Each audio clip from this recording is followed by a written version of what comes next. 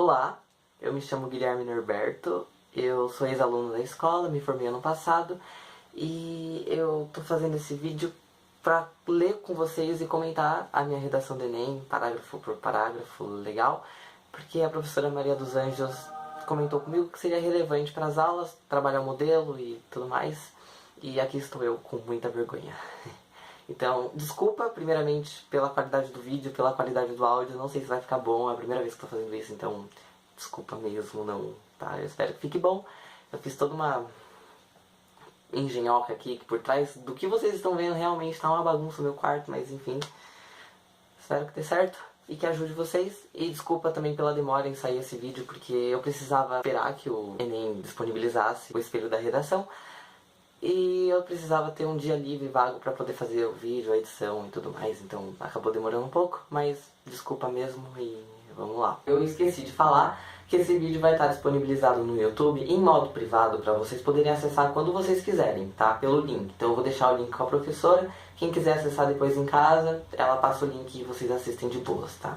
Não compartilhem nas redes sociais, porque não é esse o foco, entendeu? Eu vou ler com vocês e vou tentar explicar mais ou menos qual foi a linha de raciocínio que eu segui ao longo da minha redação. Eu tô aqui com o meu rascunho e eu vou ler com vocês, mostrar o que eu grifei, o que eu não grifei, inclusive mostrar pra vocês o texto motivacional, coisas que eu usei daqui. As pessoas ficam com medo, tipo, se pode ou não usar informações do texto motivacional. E pode, na verdade pode sim, você só não pode... Enfim, vou mostrar pra vocês ao longo do vídeo, né? Vamos. No seriado americano Glee, um dos corais concorrentes do Novas Direções é um grupo formado por apenas surdos que se mostram capazes de cantar em conjunto, não demonstrando dificuldades. Fora das telas, essa é uma realidade que continua distante de ocorrer. Com isso, medidas são necessárias para resolver o problema no Brasil. Segundo o filósofo Kant, o ser humano é o que a educação faz dele. Na frase, não há distinção de quais seres humanos, isso porque todos têm o direito de recebê-la. Contudo, as pessoas brasileiras portadoras de surdez ainda não desfrutam do pleno direito em serem qualificadas nas escolas públicas.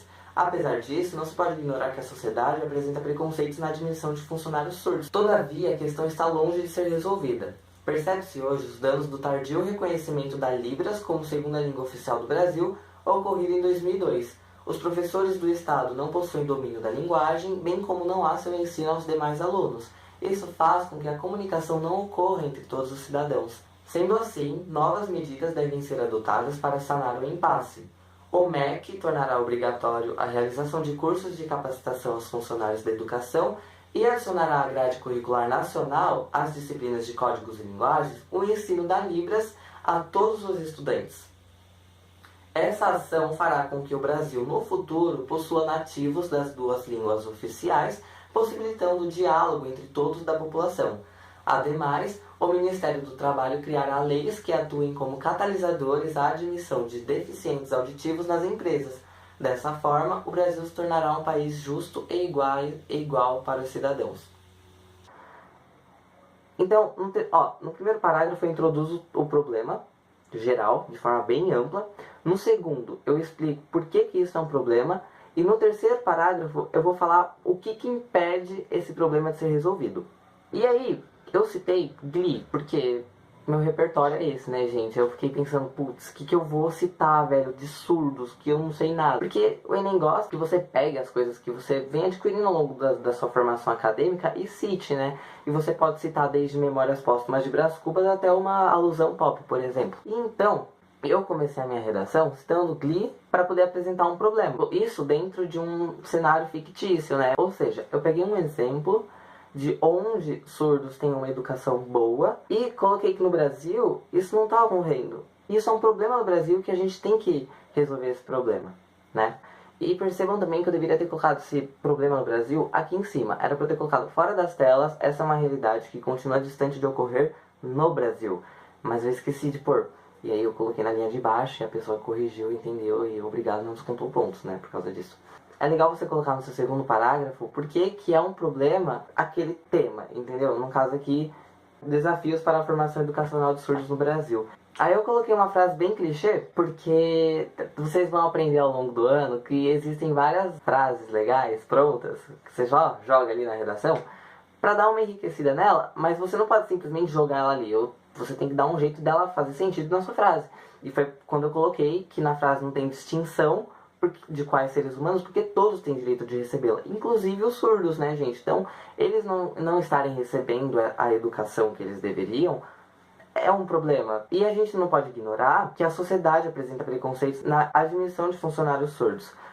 Aqui eu coloquei, e foi um perigo, porque eu não coloquei nenhum dado que explique isso, então não foi descontado ponto, mas era interessante você demonstrar como que você está falando que a sociedade apresenta preconceitos, mas você não colocou nenhum dado. Então, não coloquei, foi perigoso, né? Eu devia ter colocado, eu não sei se no texto motivacional tem que, mas não é um dado específico, né? Mas, enfim, deu certo. Então, vocês viram que eu coloquei 2 motivos do porquê que é um problema. Todos têm direito de recebê-la, mas eles não estão recebendo, porque são surdos e não tem essa estrutura.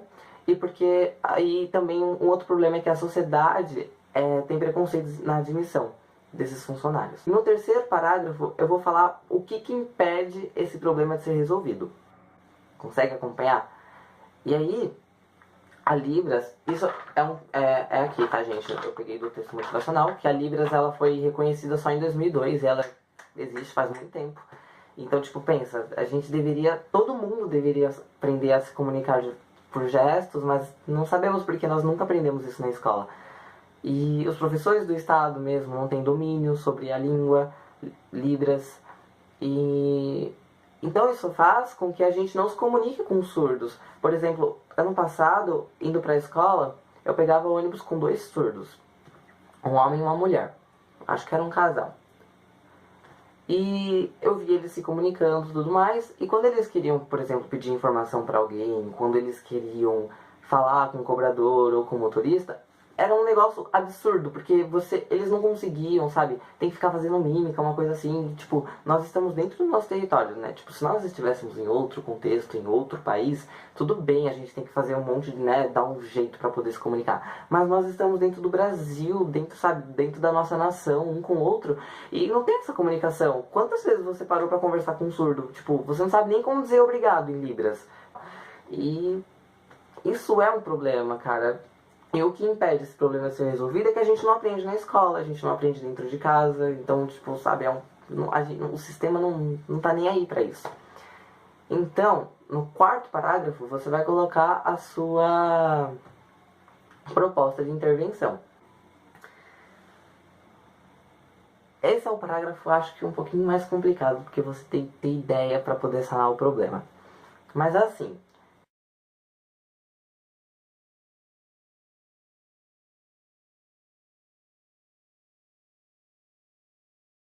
e nessa parte, nesse parágrafo, você tem que ser criativo e responder umas questões.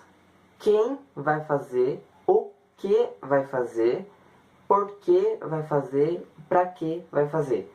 Louco, é muita coisa para responder, mas vamos lá. Quem? O MEC.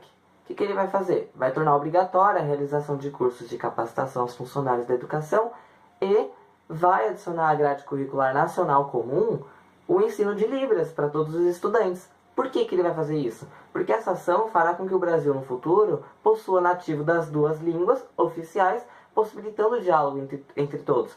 No 3º parágrafo, eu coloquei 2 problemas. O problema da educação e o problema da comunicação e da educação e o problema de que temos preconceitos na admissão desses funcionários.